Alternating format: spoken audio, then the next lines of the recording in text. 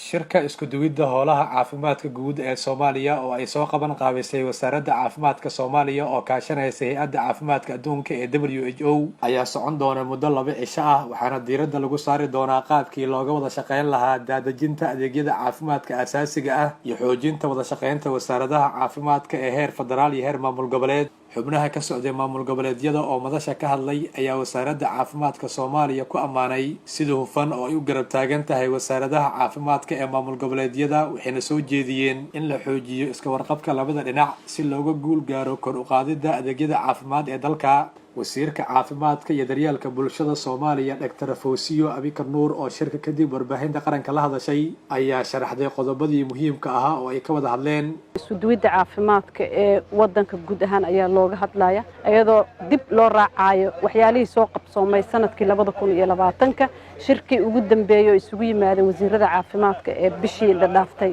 December wixii ka qabsoomay howlihii lagu ballamay in maamul goboleed kasta uu qabsado iyo waxyaalihii ka soo baxay maxaa caqabad oo u baahan in la wada xalliyo berrin aan la hor fariisano cid allaale cidii nagala shaqeysa ama ha ahaato deeq bixiya ama ha fuliyaan ama saaxiibada wasaaradaha caafimaadka.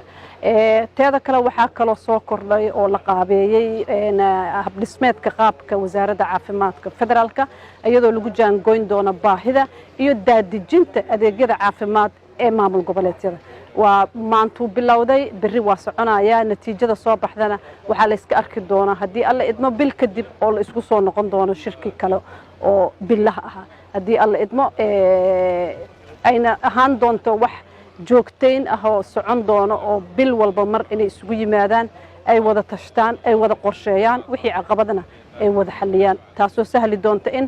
go'aan midaysan la isku waafaqsan yahay in adeegyada caafimaadka iyo howlaha caafimaadka in maaragtay la dedejiyo haddii alla idmo. shirka isku duwidda howlaha caafimaadka guud ee Soomaaliya ayaa la filayaa inay ka soo baxaan qodobo muhiim ah oo ay ka mid tahay in adeegyada caafimaad la gaarsiiyo dalka oo dhan. Xabiib Axmed Cali, warbaahinta qaranka, Muqdisho.